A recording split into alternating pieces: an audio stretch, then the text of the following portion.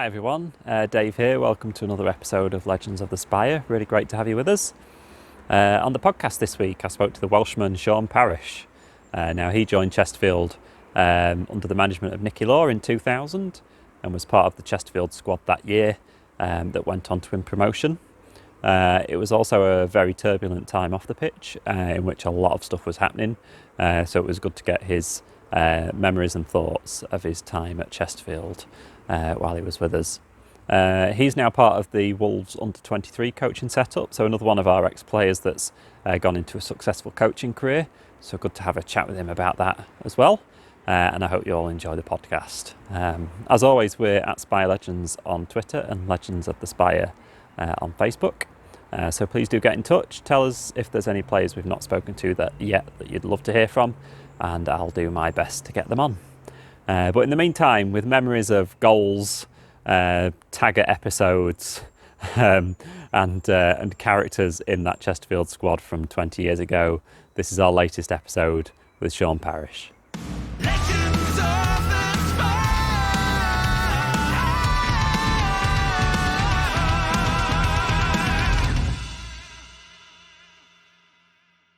So you're, as we could tell, you're Welsh. You grew up in Wrexham?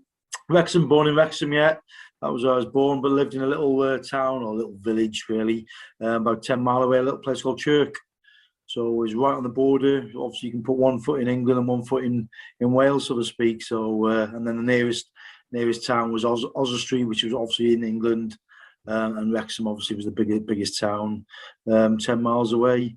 But grew up in Chirk, went to school in Llangollen, nice sort of little village in the Wales, in the hills of Wales, sort of speaking, and by the river there. So now, and all my family are still there. Mum and Dad are in Chirk, and my brother's actually in Chirk Bank. He's actually got a Welsh postcode, but in English, he's actually in an English house. He is over the border in England, so to speak. So my sister's there in Chirk as well. So. Can you speak Welsh then? Because obviously North Wales is a bit more of a Welsh-speaking part. Yeah, no, I must admit it was hard. It was harder than French. I found it. We could drop it into our sort of third year of school. We could sort of drop it. So yeah, I did. I've got the odd word and that, but no, I'm not a fluent Welsh speaker at all, which is really poor, really, when you look back, and I'm being sort of a proud Welshman. It's not the obviously South Walians, obviously, but no, it's obviously a hard language, I must admit. So I didn't take it any further. Who was your team then growing up? Liverpool and Wrexham. I must admit, I followed Wrexham a little bit. Obviously, when we could go there and watch them, and it was like Dixie McNeil, Steve Buxton, people like that there. But Liverpool, really, growing up watching Liverpool, and I'd be in the backyard and I'd watch the cup final, and 5 minutes later I'd be in the backyard and pretending I was Kenny Dalglish or Ian Rush. So yeah, but again, going back, I think it was my granddad was a big Evertonian though, so I don't know why. I probably just chose Liverpool to wind him up, and we'd have a bit of banter really. But yeah, Liverpool was my team, and still is really. But I do like looking at Wrexham as well. To obviously a big club as well. Back in the day, as in obviously in that league now, and it's a tough league as Chesterfield know to get out of. I'm sure the National League is harder to get out of than probably any other league, probably. Oh, it's got to be. It is like a League 5 now, isn't it? It's that many ex-league clubs in there. It is really tough, and I say, and people chuck their money at it and have a go. Which Wrexham, with the owners, looks like they may have a go, but then obviously if you don't be successful, another manager bites the dust. Unfortunately, with Dean Keats going, obviously not making the playoffs on the last day, so it's cutthroat as well. Oh yeah, crikey. So then, how did you end up? Because you started your playing career at Shrewsbury, didn't you? Yeah, as a youngster, I wasn't really. I just played local football really for my little, obviously for Chirk on a Saturday, and then I did go over sort of the board on a Sunday. I met a friend of mine come over to sort of Wales on a Saturday to play with me, and I went on a Sunday to play with him at Oswestry. So it was just local football. Then I had a scouts. I went to Stoke when I was about under 14. Had a couple of trials there, played the odd game. And then I actually signed for Wrexham they had a reserve, like a third team, which was just in the local village team, and their players again, they used to have a first team reserves, and it was a third team really, but I wasn't really playing, and I was playing one night. I think it was Marine. I was playing for North East Wales boys, and an Everton scout come over to me with a card. He was actually a friend of him. He said, "Look, an Everton scout's been here today. He's liked what he's seen. Here's his number. He's had to go, unfortunately, but here's his number." So I thought, oh God, don't really know about this. But I rang him and ended up going up. I went to Belfield on a Saturday morning up to Everton. And then that was the day when they had the first team reserves, A and B team. So it was like a B team on a Saturday morning, but playing the likes of Chester, Liverpool, United, teams like that. But that was for like the olds, as in maybe under 18s, 17s, 18s, 19-year-olds. And a few first team players as well, if they were coming back from injuries. So I decided to stay there for a bit, but then Shrewsbury Town come knocking as well at the same time. I was playing for Shropshire as well, and a scout from Shrewsbury Town spotted me. And in the end, they offered me like a sort of a 2-year scholarship. I left school. I just started me a college course at Wrexham, and they said, look, obviously we'd offer you a 2 years YTS or the old YTS scholarship. But I said I'm going to stay in college, finish my first year, and then come to you to just do like a 1 year YTS with a guarantee of a 1 year pro on the back of it. So that's what I decided to do. I left Everton because, again, even the scout said, look, if you've had an offer from Shrewsbury Town, I must admit, I wouldn't stand in your way, and I would accept that sort of thing. So that's what I did. Ended up going to Shrewsbury Town. What were you doing at college? What was your backup plan? It was just really, I think it was just catching up on a few basic exams that I failed in my last year at school, and it was like a bit of a physical education course, really. That was it, because that's all I'd ever been, was sporty, being either a PE teacher or something like that I wanted to do. So I think it was just a year, and I didn't fancy really working. So a year at college, and we used to play table tennis and a bit like that, really, rather than going to many lessons. I think I ended up playing table tennis most of the time in the common room, but I stayed there for a year and then joined Shrewsbury Town at the start of sort of would have been my second year YTS. Yeah, but then it was probably the clubs afterwards, wasn't it, where you kind of made a name and got lots of games on. I broke out. I had a couple of sort of first team appearances at the end of my first year when I was still a YTS at Shrewsbury Town. Asa Hartford was manager. He threw me in and obviously gave me my debut as well. But again, I'm not saying going nowhere. I was in the reserves, playing at a good standard. I was again good. I think that's where I think the 23s and the old reserve team, I always said, like, playing with some big names against big names was really beneficial for any youngster, I think. I know they've tried to replicate it now with the 23s. I don't know if it works or not, but and then Telford asked me to go on loan, and obviously Shrewsbury Town just thought it would be good for my development, which I did. And again, I'd recommend anybody, any young person or any young player at the club to go and play men's football, because I just think that's a great learning tool. You grow up. It made me grow up, definitely, and to learn the game a little bit more, where there's 3 points at stake on a Saturday afternoon or a Tuesday night, 7:45. Was it a bit of a shock? Yeah, it was the you're getting, like you say, you're in men's football, so I imagine you're getting flung into a few 50-50s. Oh, honestly, me and me actually remember a good mate down in Ryan. We both went to Kettering I think our first game was Kettering away on a Tuesday night, and I enjoyed it. It was a bit wet and wild, and I loved it. He was a typical sort of winger who just didn't fancy tackling, and he said, that's it, I've had enough, I'm going back. So he went back after, I think, the first game, and I stuck it out, and I just loved it. I loved the like I said, the dressing room, the trainer or the physio would come around and ask you what you wanted for after the game: fish and chips, pie and chips, sausage and chips.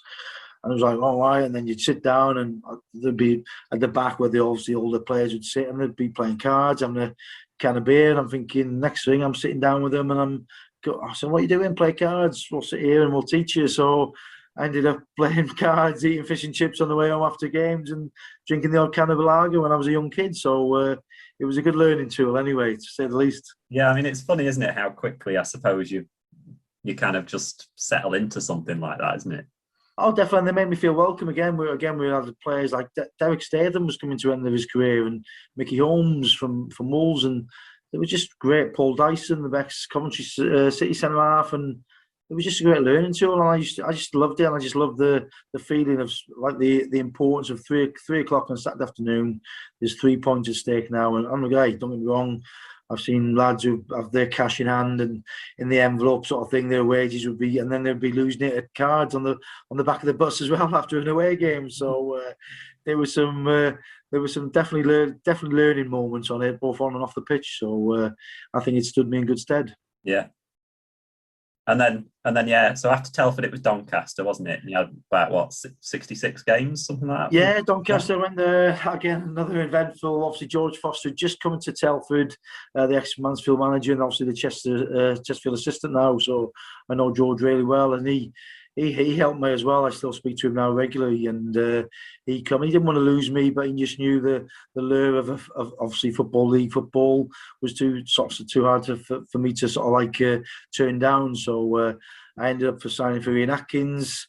But unfortunately, during the off season, he was sacked, and I went up to Doncaster not knowing who my manager was, where I was going to live, or my digs or anything like that. So I turned up on the first day of pre-season and ended up living with an old lady there, Wendy, who sort of looked after me. And again, used to take players in years ago. Her and her husband, who have sadly passed away now, the both of them. But again, a lovely place to be up north, and the people are so friendly. And it was a 2 years of sort of ups and downs, really. And I say the learning skills, and the chairman there, Ken Richardson, who again had problems off the pitch. I think he follows me around, must do. But yeah, it was great 2 years there, and obviously playing with some good players there at to Doncaster as well. What kind of player were you then around then? What kind of style were you? In my younger days, I would probably say I was a bit of a flying winger. I was very slim. I say chalk and cheese nowadays, but and then I turned out to be more of just a competitive midfielder, really, central midfielder or left midfielder at times, left back even on the odd occasion. But I like the centre midfielder, bit of a second ball, tackling and then running beyond, because I could run and get beyond the strikers, where not many people do that nowadays. It's all played in front, and it's all 500 passes before they score. It's more of a one or two longer passes, a flick on, and I used to get on the end of things, and that's what I enjoyed, because I could run. I must admit, one of my strengths was running. A lot of the ball, technically, I wasn't great, but I could run, so that was one of my strengths. It's half the job just being able to run. Yeah, There's plenty of footballers that can't run. That's the thing, you know what I mean? And in this day and age now, they are athletes, aren't they? And I keep saying, I probably couldn't take me top, but I probably could take me top of them, but I definitely wasn't ripped, and I'm definitely not ripped now. But like I say, part and parcel is you have the ball in possession for probably 2 minutes if you're having a good game, and so what you're doing if you haven't got the ball for the other 88 minutes, you're defending, you're running, you're tackling, and you're doing a lot of things off the ball, so which I enjoyed. And then after Doncaster, it was Northampton, and I suppose that's when you had your most success, I suppose. Yeah, it was. Ian Atkins obviously must have done something right, because he signed me again 2 years later. So again, a good friend of mine, Ian, and kept in touch, and we do keep in touch now as well. And he went down there. My wife, I met her in Doncaster, and we went everywhere. We up and left down to Northampton again, not knowing anybody. It's like starting school again, a new school, when you again walk into a dressing room on that first day. A few faces that you maybe know or you've played against anyway. But again, it was a tough start, I must admit, because again, it paid, I say, not a lot of money for me, but I think I went to Doncaster for about 20,000, I think, in the end, and Northampton, I think, I upped it to about 45,000 in the end. So there was a bit of pressure on me, and again, it took a little bit of time to settle in. I had a couple of niggles as well, but that didn't help. But when I got my first goal, sort of thing, that first season, and things just seemed to fall into place, and luckily enough to get to sort of Wembley in the playoff final that first year and go up and to play at Wembley is obviously a boyhood dream. As in, I say, back in the day when I was playing in the backyard and watching the cup finals, I'm actually playing on Wembley and going up in that first year at Northampton was also an unbelievable experience.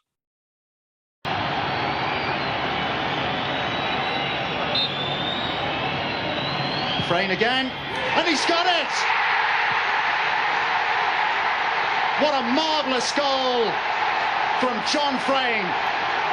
Ian Atkins off the bench. The Northampton supporters ecstatic. Ray Warburton, the Northampton town skipper, is across. to accept the trophy, which means that Northampton Town will be playing second division football next season. And you scored in the semi-final, was it? Yeah, Cardiff. I don't like talking about that, but I'm going to have to. 10 men away at Cardiff, and it was back to the wall. It was a Sunday afternoon. I think it was a Sunday afternoon. I'm right. The weather was a bit. The sun had come out, then it was raining, then the sun had come out again, and I managed just to again pick the ball up deep in my own half and had a little bit of a jink, and I'm sure Ian Atkins has just said to get rid of it and just kick it in the corner to waste time, but I've spotted the keeper off his line, so to speak, and it's gone into the back of the net, and to go away from home with a 1-0 sort of lead into the second leg, and I think we won the second leg 3-2. So we went through on obviously a 4-2 aggregate score to play Swansea in the final. Yeah, and it's a nice way to go up, isn't it? In a playoffs if you win. Yeah, definitely it is. It's obviously it'd be nice sometimes to get that. That's obviously the promotion, so you haven't got your sort of season to drag on another week or two. But to go up in the playoffs, and like I say, it is entertaining. And I know I say Chesterfield missed out the other weekend, but it can be horrible at times. But like I say that the feeling when you win, especially just to be at Wembley and then to go up them steps and to get the trophy and then to celebrate on the pitch, it was just again something that I'll never forget. Yeah, it's interesting as well. You mentioned that you moved whenever you swapped clubs, because most players I've spoken to have not done that, and they've always had kind of a base and just done a lot of travelling. Like David Duke was talking about driving to Carlisle and back. I know, I couldn't believe it. Yeah, that is. I know it takes some commitment, obviously, at times. I think obviously my wife was obviously happy to move anyway. She obviously adopted a daughter who was again, hadn't sort of like set her roots down, but she could obviously join school and make new friends. So it was 4 years. It was a bit of a wrench, I must admit, but we did lucky enough to move. When I signed with Chesterfield, we moved back up to Doncaster, so it was not really a new place as such. But yeah, I think when the children are definitely young, it's a lot easier because they again, it's new to them, exciting. But I think sooner or later, when you have got a base and the children are a bit older, then I can see why people do make a base and travel. But sometimes that travelling in the cars, I don't know if Reevesy's backs, it must be in bits getting out of that car and getting to train after. So he must have had a good massage or whatever before training, definitely. Yeah, and then so that's like your potted history before Chesterfield, which is always nice to kind of get an idea of where you'd been and stuff before you came to us. And then you signed for Chesterfield, obviously it's 2000, isn't it? So it's like I say, it's 20 years since that season now. So like, what was signing for Chesterfield like? I mean, how did it all happen? Like you say, after spending 4 years at Northampton, all the chair, Ian Atkins went, and then Kev Wilson sort of took over. And he's obviously own ideas on players, and that's why obviously players move. And I was disappointed. Again, I met some really good people there, and still got friends down there now. And it's a club close to my heart because I say 4 years with a bit of success, and that's with the most success I've had probably. It was hard to leave, and you panic, and then all of a sudden the phone starts ringing. A few people had rang, and then I think Nicky and it was Ian Banks actually. Banger actually rang me and just said, "We're interested. Would you be interested? Have you got anything lined up?" And I just like to sort of like get it sooner or later, know where I'm going, speak to somebody and get it signed and sealed, and that's what I did really. I knew sort of Nicky, and obviously you do your sort of a bit of history onto the club, and you knew the club obviously a bit of success, and obviously the FA Cup run obviously not long previously as well. So it was just a club that I thought, well, and a chance to get back home to Doncaster as well, which my wife was happy with. So it just seemed to fall into place, and I think only a couple of phone calls with Ian and Nicky, met them, signed them, and it was all well and good. You know what I mean? And that's when you could relax then, and you sort of summer's not panicking, you're scrimping around waiting for the phone to ring. You know you've got again another contract for obviously for 2 years. I signed. So the temptation, because I suppose some footballers, the temptation's there to go, oh yeah, I've got plenty of options. Try and I don't think I've got a poker face. You know what I mean? I never did it for the money, really. I just did it because I wanted to play football, and if somebody had offered me £50 a week more, whatever it was, I'd sign it just to know I've got that little bit of security behind me and another 2-year deal. And I know I probably could have demanded more. Never had an agent. Didn't feel like I needed an agent. I'd speak to the manager. Also, my wife, in sometimes she'd obviously do the negotiating for me with Ian Atkins. That's what I used to say. But no, I was quite happy to say, look, get this here. This is what I offer. And yeah, probably looking back, I think, well, I know there was probably a little bit more money there because I think Luke Beckett and Mike Pollitt and some of the big hitters got more money than me. So, but I was just again quite happy to sign for a club that was I felt wanted. Yeah. What was your first impressions of the club? Because obviously the Saltergate's special little ground, a bit dilapidated. Yeah, Training facilities are all over the place. Yeah, the ground obviously at first when you go in there, and it is obviously a lot of steeped in history, you know what I mean. But it was something that appealed to me, you know what I mean. The pitch was nice. Yes, the stadium and the stand was a bit dilapidated, and I've seen better days, but that didn't bother me. That was something that obviously I couldn't affect. We just wanted to go, and then you'd seen some of the signings that they were making at the time, and I thought, whoa, there's something could be happening here, sort of thing. So, and the pre-season tour, I think we'd gone. I'm not sure if we went to Scotland pre-season. Yeah, I was going to mention this actually because I was looking at the pre-season friendlies before. We played Partick and Ayr, I think, and you scored against Partick, I think. Partick, yes, and I don't know if you can remember. I think they actually filmed an episode of, was it Taggart? I think they did. There was something happened, and I can't ever watch, but I'm sure they did. It was an episode of Taggart, and there was, God, I can't think of the actor now who was there, but they showed some images of football in the background, and yeah, I scored that day as well. So again, that seemed to ease the pressure off me a little bit as well. We had a night out up in Scotland as well, which was always a good team bonding, and we come back on. I think everybody was quite. Again, there was rumours and there was a bit of a betting. Obviously, when you hear the betting and Chesterfield are favourites to win the league, it just seemed that we built up. Nicky and Ian had definitely built the base of a good team. Does that, when you hear kind of things like that, because I imagine every season the players will look at where they are in terms of the favourites, but does that kind of make you puff your chest out a bit more, or do you feel the pressure from it? Yeah, no, I think it did. You know what I mean? When you looked around and there was some good players, you know what I mean? I know Nicky and Ian could only pick 11, but when you looked at the squad we had, they had youth, they had experience, they were, you know what I mean? I definitely thought, well, this is something, I think we could do something this year. And again, it was, as we'll speak about in a minute, it was entertaining to say the least. Yeah, and it's funny, just going back to Scotland for a minute, it's one of those things that supporters always want every pre-season. It's like, can we have a trip up to Scotland again? Or I think it's quite well received, I think, when fans get to have a bit of a jolly somewhere, see something. Oh, definitely. Yeah, I know Northampton, again, the other clubs I've been to, we've been down to Exeter, things like that, by the coast. And the games, I think the fans do want to, and it makes their sort of summer as well. So if it was, I can't remember, I think we stopped in Glasgow, if I'm right, but I'm not too sure now. But yeah, it was, I say Partick and Ayr, I can remember it now. And the bus journey, we could have done with flying up there, but the bus journey seemed a long day anyway, getting up and back. But now I think the fans do like going and seeing different grounds, really, don't they? A lot of them do that anyway, to go and visit if it's a non-league ground or a ground that they've never been before. So it was nice, and yeah, I think that pre-season definitely, and it was a bonding exercise at the end of the day. I know Nicky and Dean were well into that as well, getting the lads together and making sure that when you go away, you sort of build them links and the relationships you have on and off the pitch, and that stood us in good stead for the season to come, I think.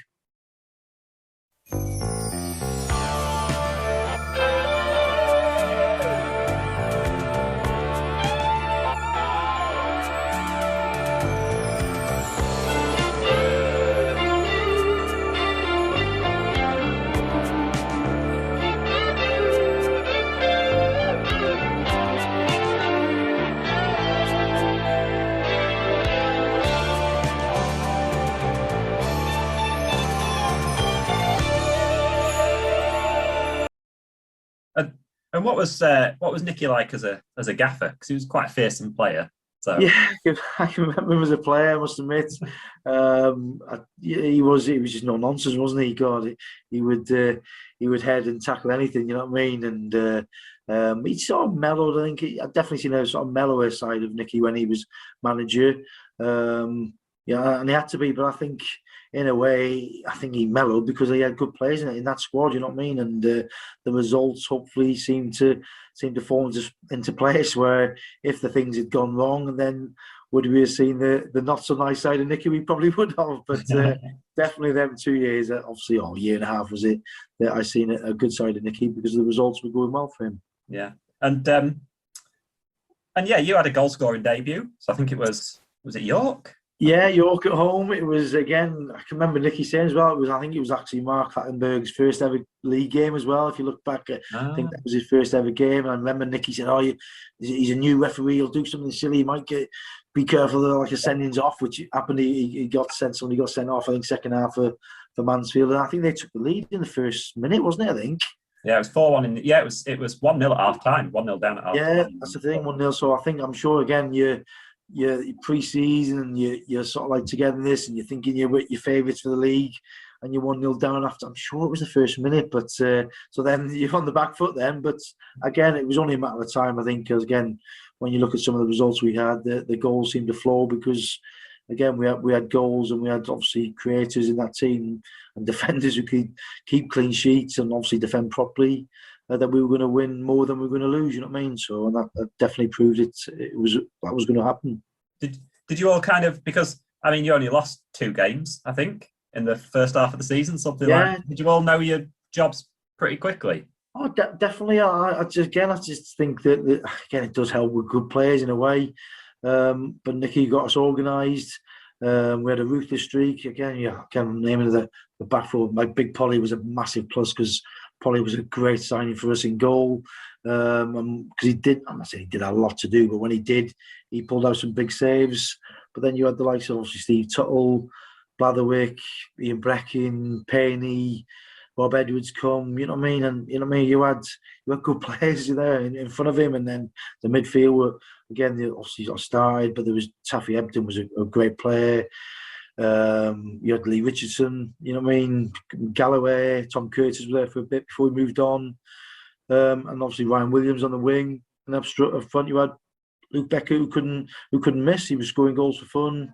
Roger Willis, John Howard. It was just all team, obviously players all over that was just a good team.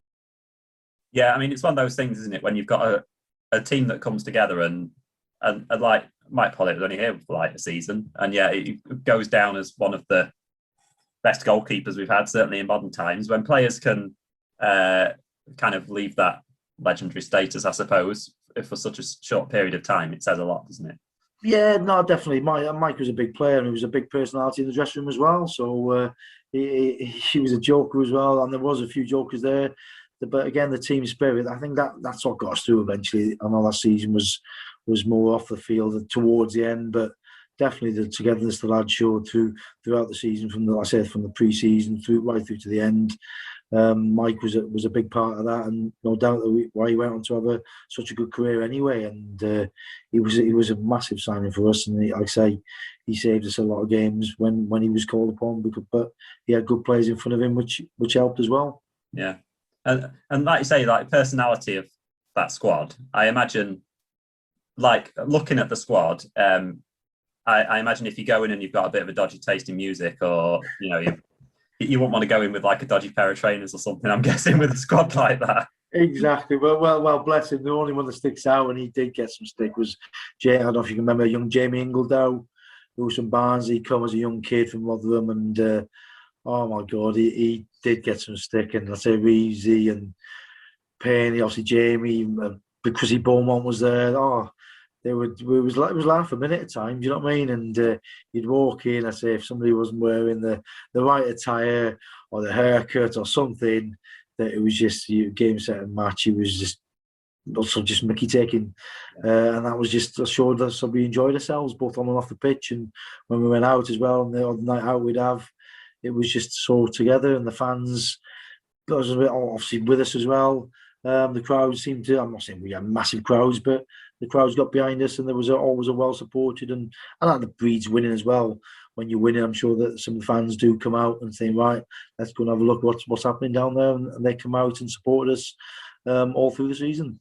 Yeah, and I'm guessing that kind of personality of the squad helped more as the season went on and things became a bit more turbulent. Definitely. It was, and that's what it needed. Some old heads as well to calm the ship at times. You know what I mean? Because obviously we just hit that blip, and when they come in, and that's my biggest disappointment in a way. And I know the 9 points would have put us in second place as such, so we wouldn't have won the league. But I just think if we didn't have any off-field distractions, I thought we were the best team in the league. Brighton, we're good. Cardiff were good, but I thought pound for pound on our day, we would have won that league, and that was one of the biggest disappointments, because you'd want to win a league no matter what standard you played in.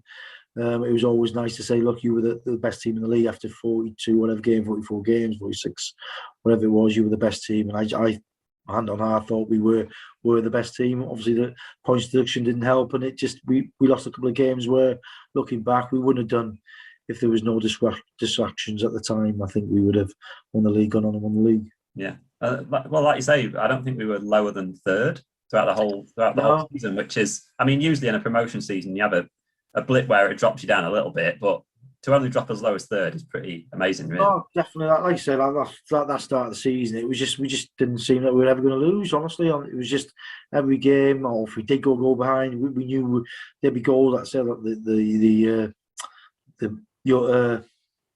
it York? Who did we play on the first game? Yeah, York, wasn't it? That York game, the first game, we just knew the goals were going to come. And I think the amount of goals we scored, the 3s and 4s during the season anyway, were sometimes it was a joke. Sometimes we were just scoring at will at times. Yeah, there was a nice 4-0 against Mansfield, wasn't there? It was pretty early in the season as well. Yeah, early on the season, I can remember that one. I think I set one up for Ryan Williams as well that day, and it was just, again, local rivals as well. There's no better feeling as well. And then I think we beat them away from home as well, 1-0. And I think we had 3 parts of the ground, if I'm not right, if I'm not too mistaken, that day, because I think we had both behind the goals and the far end as well. We had fans, so I think we took over that day. But I think we managed. It didn't play that great, I think, but I think we still managed a 1-0 victory away from home as well. Yeah.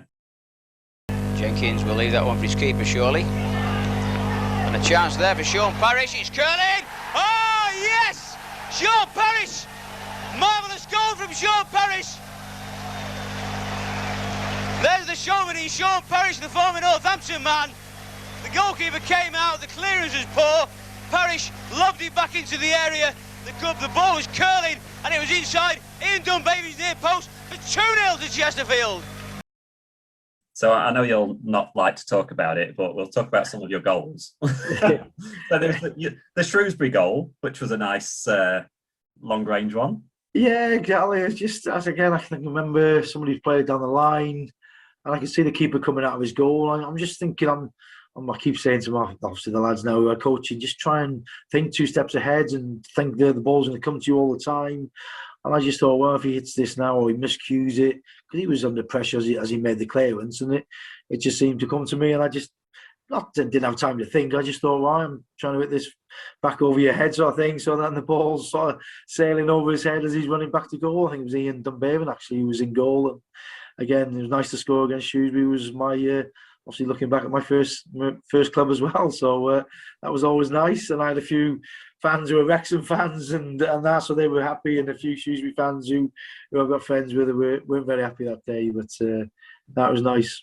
Is football a bit like something like snooker then at times? Because like snooker players are always thinking a few shots ahead, aren't they? And like planning it. Is football kind of similar like that in a way? Yeah.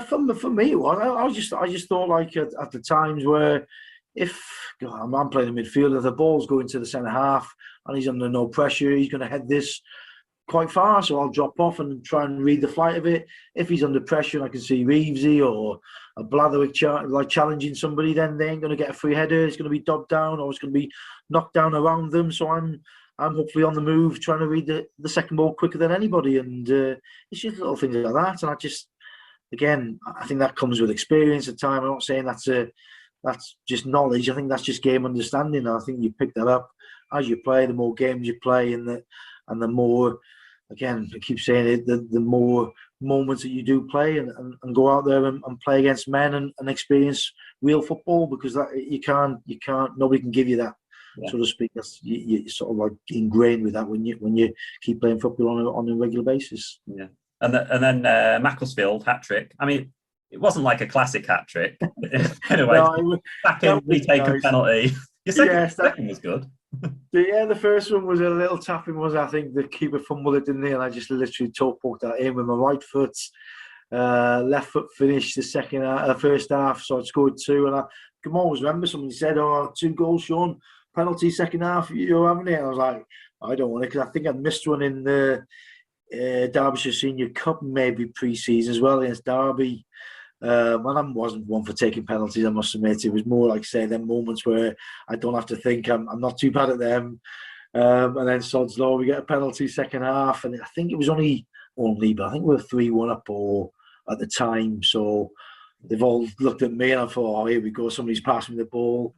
And I think, okay, then let's take it. And I changed my mind. They always say, don't change your mind, but I changed it at the last minute. Keeper saved it. I think comes out, somebody smacks it in, but the referee's already blown for the retake. I can hear Nicky now, and the nice Nicky is not the not so nice Nicky screaming, give it to somebody else, sort of thing. But I'm thinking, this is my only chance to score a hat-trick. So I grabbed the ball off somebody, I think it was Ryan Williams. I grab it and I think, no, I'm going to take it again. So put it down, and really I just sort of hit it as hard as I can, and it ends up going in the back of the net in front of the cop at Chesterfield to get a hat-trick. So again, another thing that nobody can take away from me to score a league hat-trick, and I've still got the ball signed. It's a bit flat now, it needs some airing, but again, it's got that again, a memory that I'll keep forever. Chance again here for the Blues. Luke Beckett goes this time. Willis arriving in the area. Parrish wanting it played near. The ball goes far instead. Willis's header, and it's there. It's a goal for Chesterfield. Sean Parrish, the goal scorer, and suddenly the Blues are in front. Sean Parrish says, "You're not singing anymore, Mac fans." Header get to the back again by Ingram. Wrecking through to Ebden. Williams. Adams' header finding Twynham, but a chance again now. Marcus Ebden going forward here. Willis on the edge of the area. Parrish is in. Parrish has scored, and it's 3-1 to Chesterfield. Sean Parrish on target again for the Blues, and the goal celebration comes from him. Referee wanting to make sure all the players are out of the penalty area. A line of red with Sean Parrish in the middle of it. Ryan Williams there as well in support. And it's Parrish versus Bullock. Oh, and the save. Williams, yes, Ryan Williams got his second goal. Sean Parrish, the penalty in this. Well, what's happened here? Tony Bullock's flat out now on the floor. And the referee, it appears, has not allowed the goal. The Sean Parrish has got to retake the penalty. Well, he hit it to the left-hand side of the goal. It's mind games now between Sean Parrish and Tony Bullock. That time, no problem. Sean Parrish gets his hat-trick for Chesterfield, and it's 4-1. Was that your only hat-trick then? Yeah. I think I'd scored a couple. Doncaster away at Exeter, I scored a 2 one day. But yeah, very rare I'd scored 2. The other occasion, I think again at that season I got 10 or 11 in my first year at Northampton. I'd scored 10 or 11. So I wasn't a goal scoring midfield, but when a midfielder chips in with double figures, it's a good season in my eyes. So I was pleased to get a hat trick. I was going to say, it's important, isn't it, to have midfielders that score? Sounds really obvious, but there's seasons where there's a bit too much pressure on your strikers, and that can be a downfall sometimes. Yeah, without a doubt. Like I said, that was my game. It was just running beyond. I used to just run, and I said look for flick-ons off strikers that I played with, and that was a big part of my game. And that's what I just don't. I'm not saying we don't see it. Like Lampard and Gerrard, they were outstanding players, you know what I mean? And but nowadays, I'd want to see midfielders get in the box or run beyond, where a lot of it's played in front and very slow in the build up. And I get that. Don't get me wrong. So I'm probably thinking more the League Two, League One, League Two where I played was more of a direct, and I'm sure, but teams do play now. You get it now. The pitches are a lot better, and teams are playing a lot more possession-based football. But I enjoy the long balls, flick-ons, and get on the end of it and try and get on the end of it and score myself. So when you scored that hat trick, I think it was the second goal. You were hopping on one leg. Yeah, I got really Kev. That was a bit of I sort of broke my ankle and leg sort of like 2 years into my sort of like last sort of midway through my Northampton, and Kevin Wilson sort of said, well, your ankle's not that great, and that was my sort of one of my rehab exercises, hopping on one leg. So it was just to show Kev that, look, I've just scored another goal there, so my ankle can't be that bad after all, you know what I mean? So it was just a little message to Kevin Wilson at Northampton who sort of released me. So just to say, was I bitter? No, but I probably was deep down. Just say, were you sending in the VHS afterwards? Exactly, yeah, that's the thing. So, but yeah, it was a little bit of a celebration just to sort of like showing that my ankle wasn't too bad after all. Yeah, and then obviously second half of the season, things start to get a bit more turbulent, don't they, I suppose? Yeah. What's your take on it? What can you remember? What was your sort of take anyway? Well, I kind of only really remember when the takeover happened, like the following season, when there was all the meetings and there was getting all the public support and stuff like that. Yeah. I don't really remember it too much at the time, but like reading back, there's obviously all like the reports of turnstiles been turned off and all this kind of stuff. So yeah, and then obviously there was periods, I guess, where you were maybe not getting paid, or we had a couple of years, months where we didn't get our money and things like that. So that was, again, it's massive, which can affect obviously the wives and the kids and paying bills, etc. So it did affect us. And all I can remember, I think it was the first.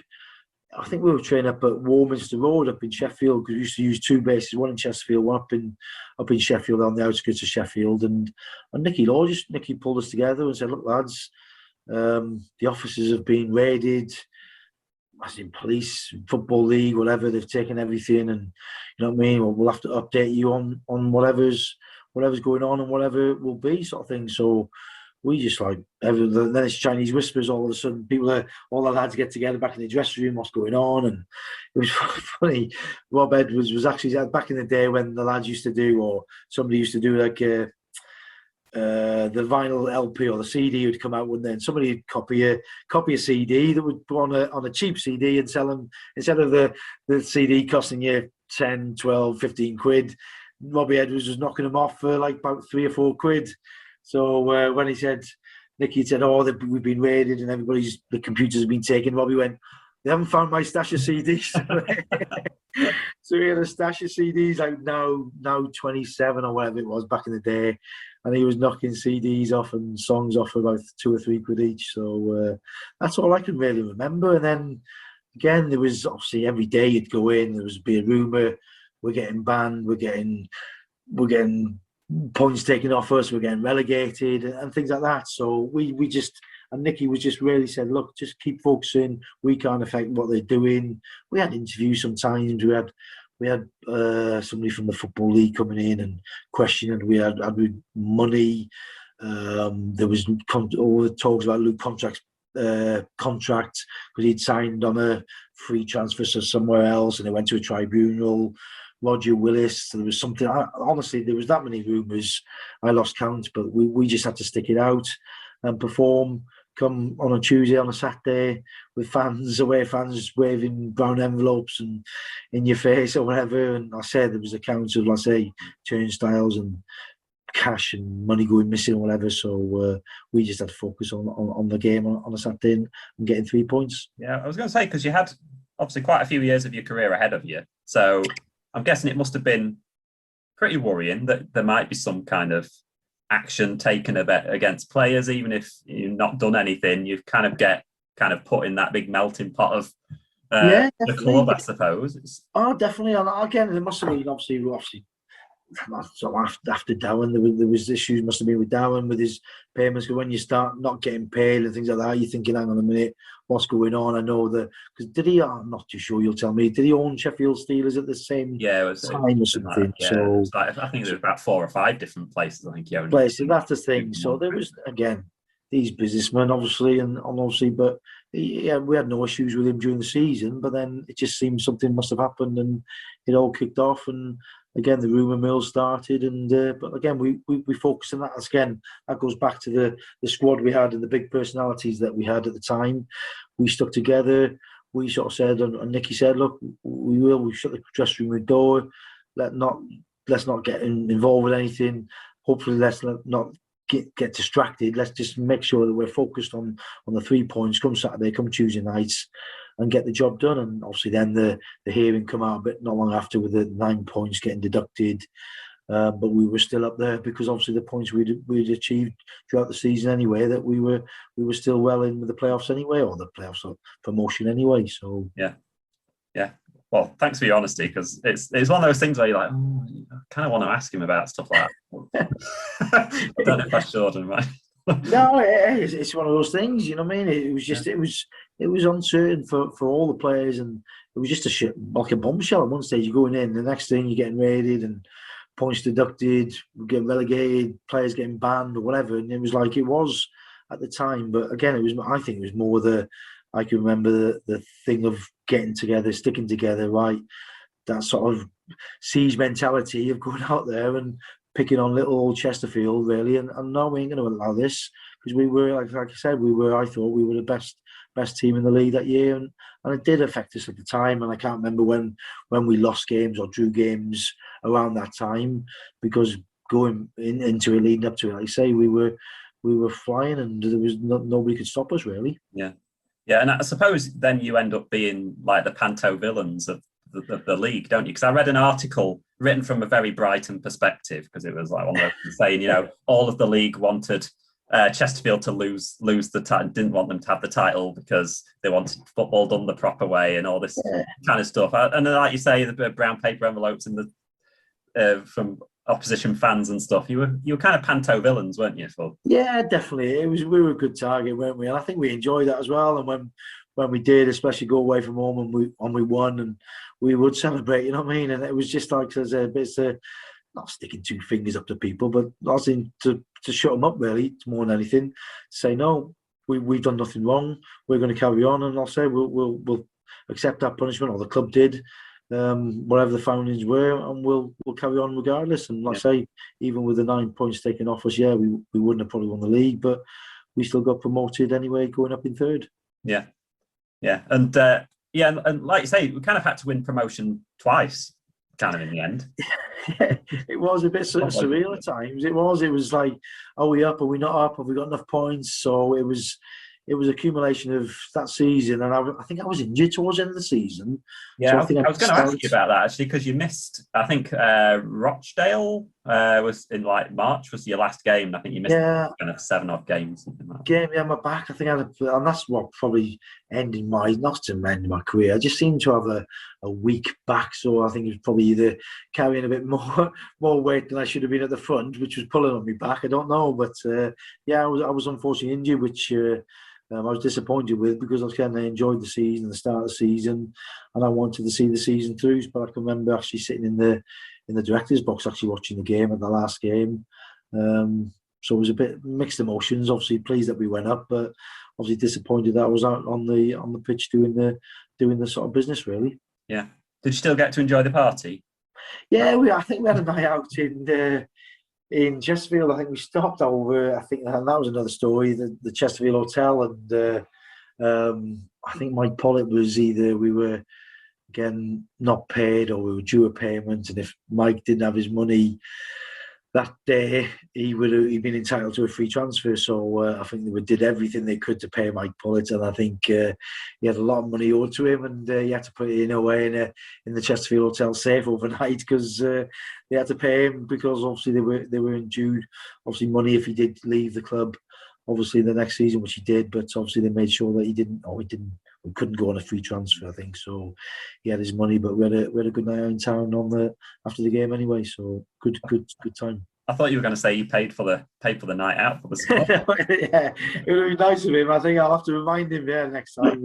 He probably owes a few of us, but no, it was good. It was a great time. I think it was a red hot day as well that day, and it was a good night as well. So good way to finish the season.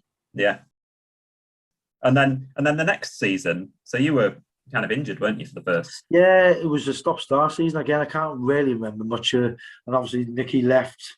I don't know, was it halfway through or whatever? I think he went to Bradford, didn't he? I think him and Nicky. So that was a bit of a blow as well. And Dave sort of took over, didn't he, as a bit of a caretaker, I think. Rush and ended up getting the job. And obviously that was the end of my sort of like 2 years, really. So it pitted out to a bit of a again, I can't remember how many games or what I played that second season. You'll have, if you've got the stats there, yeah, I think you started 11, and I think you made about 9 sub appearances, something like that.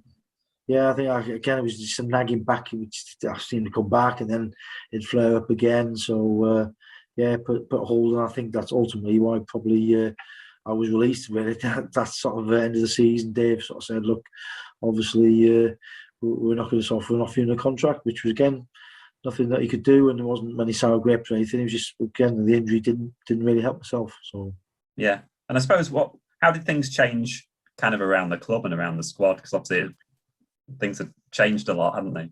Yeah, that's the thing. A few players left again. I can't remember now who had actually gone and who stayed. But just the feel good factor is hard when you have that season where it was going so good and so together to get a bit fragmented and people leave. Did Reevesy leave in the end, or Luke Beckett? No, Luke I think stayed. Ian Breckin left. I think there was a few left, and it's like every club. Unfortunately, again more so now where the lower leagues nobody stays there for a long time. It's very rare that a player will stay at a club for again 10 seasons. Like testimonials probably unheard of now, but 2 or 3 4-year contracts or 1 year 2 year deals are given out, but not very rarely that a team sticks together for so long. And unfortunately players left, and like I was one of them, and it just seemed to be a bit of a damn squid really after such a good first season.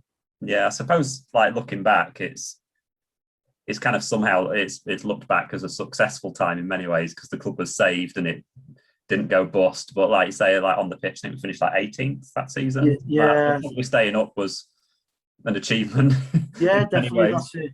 No, again, that was the main. Again, when you talk about it now, that was the club that the fans definitely rallied round, and there was again bucket collections and things like that. So it was to keep them going. Really, that was the big thing on the back of the season that we'd already had with the euphoria and the feel good factor around the place.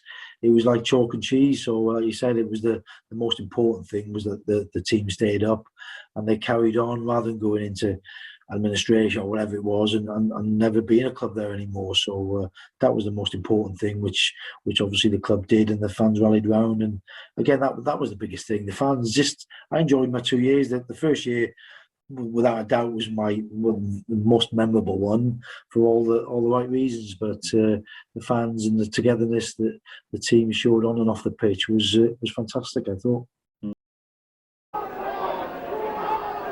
Bennett into Milligan. Oh, that's a good turn. Parrish is making a good run. Can it be found? Yes, he can. Oh, yes, that's a great finish by Sean Parrish. Brilliant build-up play. Milligan paid a killer pass through to Parrish, and he just tapped it past the keeper, and the Harriers lead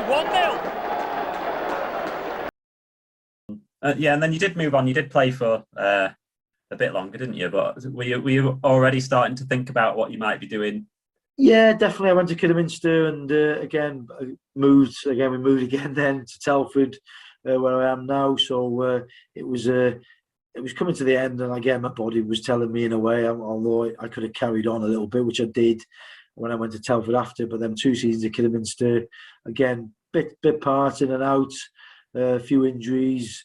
But I started to take my coaching badges then, so I started to do my UEFA B with Kidderminster. and I carried it on. Started to do a bit of community work, sort of local coaching around the Telford area as well.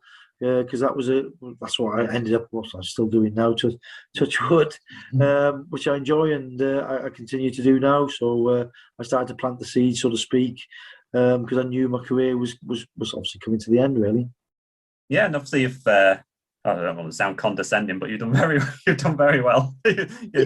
You're doing well. You're at Wolves now. Yeah, that's the thing. Obviously, at the time when I went to Telford, then, which was in the non-league, again, a club which I had a spell before, they actually did go bust. So I went to Telford, which was a AFC Telford, which was a new club, and managed to obviously go and get out the Unibond Division 1 at the time where they were at. They were dropped from obviously the conference, whatever, for obviously 3, 4, 5 divisions low.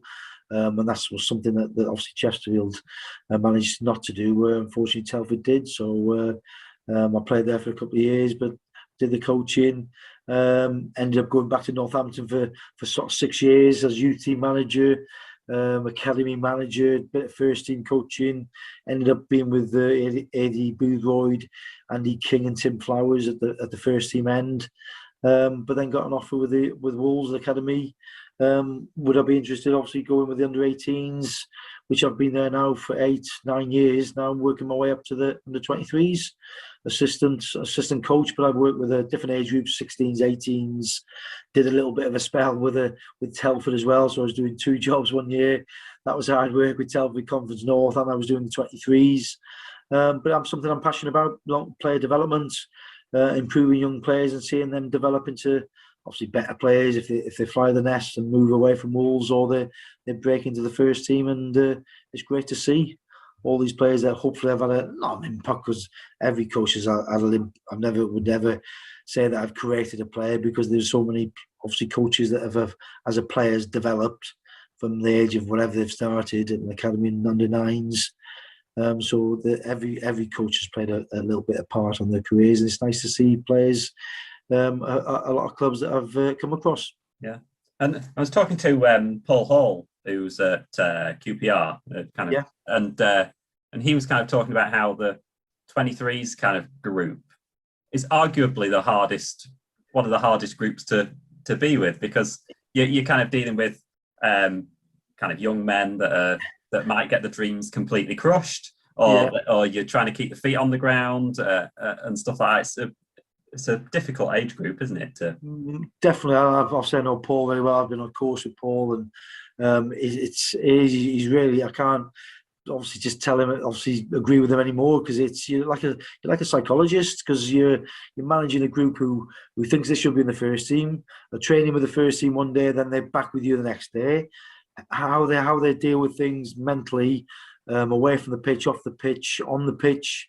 It's a challenge, a real challenge, which I enjoy. And you obviously have to speak to them, and obviously you manage their emotions, and obviously give them advice, pull them to one side, put an arm around them, give them a bollocking one day maybe in the right way, and it's a challenge, and really is, because they see, and they maybe their agents telling them one thing, the mums and dads are telling them another, the teammates are telling them another thing, and it's a really tough. It is a tough age group to do, but something that I have done and hopefully continue to do for a long time to come. Yeah. Do you still show them a few goals on the? I tend to, not so much now, you know what I mean. But if a little bit of entertainment, and but again, I think the old Betamax and the VHS are not there anymore. So it's hopefully they are still on YouTube now again. So they have a little bit of a laugh and that. So. It's good to remind them, and they keep saying, "Is that you? Is that you?" But yeah, no, it is, and obviously working alongside the first team. I think the new manager's been appointed today, so that'll be interesting at Wolves to see what he brings and how he wants to work with the 23s, because that might be completely different to the last manager and how they work with us. So it's going to be hopefully an exciting next few weeks, because we'll be back on the 29th of June. Pre-season training. They won't be long now, and I'm sure the first team are back, or the non-internationals who are not on international duty with the Euros, they'll be back, and hopefully he'll be looking at some of our young players to run the rule over them, and see if anybody catches his eye, so to speak. So it's a great opportunity now on some of our young players to impress. Do you have any managerial ambitions or anything like that, or are you quite happy? Hand on heart, no. To be honest with you, I'm more the sort of good cop. So the manager can be the head coach, and he can be the bad cop, and he can give all the rollickings, and I'm hopefully the good cop who tries to lift them again and has a little bit of not so much the banter. There's banter, there's at the right time, and everybody has some banter, and that's my biggest strength. Is one of the humour side of me. But I've got to be that serious Sean as well at times, which the players know. But no, I wouldn't say. But then again, you never say never, because if an opportunity come along, then maybe yes. But at the minute, I'm quite happy doing that assistant role where I'm supporting the manager, supporting the young players, and obviously improving them individually and collectively. Yeah, and kind of going full circle back to Chesterfield, I suppose. Are there any people that you still bump into from kind of Chesterfield times? Because it's quite a small world, isn't it? And there's coaches. There's quite a few ex-Chesterfield players coaching under 23. Yeah, there is. Obviously, Paul Hall. Like I say, John Howard. I speak to now and again when he can answer his phone. I had a few spells with Chris Perkins. I'd bump into him at Derby, but I think he's gone to Everton, if I'm right. Tom Curtis, I did speak to at the FA quite a bit now and again. So yeah, I do. Nicky, I must admit, Nicky's recruitment at Burnley, isn't he, with Sean Dyche? So he'll pick my brains up on some players if I've seen anybody, if we're releasing anybody at Wolves. So yeah, there is, but a lot of the time you are ships of the night. But there is the odd occasion that you do speak to people on even on a course or a meeting sometime, and it's great to, again, the memories come flooding back, and the banter and the Mickey taking start all over again. So it's like you said, it never goes away from us. I think you're all big kids. I think footballers are, and when they all meet up, it's fun to be around. Yeah, and kind of finally for me, I just wondered, we're kind of 20 years away now, but are there any kind of memories that really stick out from that promotion season? Oh God, no. I know the issues we had at Brighton, obviously the bit of the banter. I think that was the second year, wasn't it, when we went there? And I was going to mention, I forgot to mention that, the 2-2 draw. The 2-2 draw, wasn't it? Because I think I scored one, didn't I? And then was it Mark Innes, I think, scored? If I'm right, I might be wrong. Were we 2-0 down?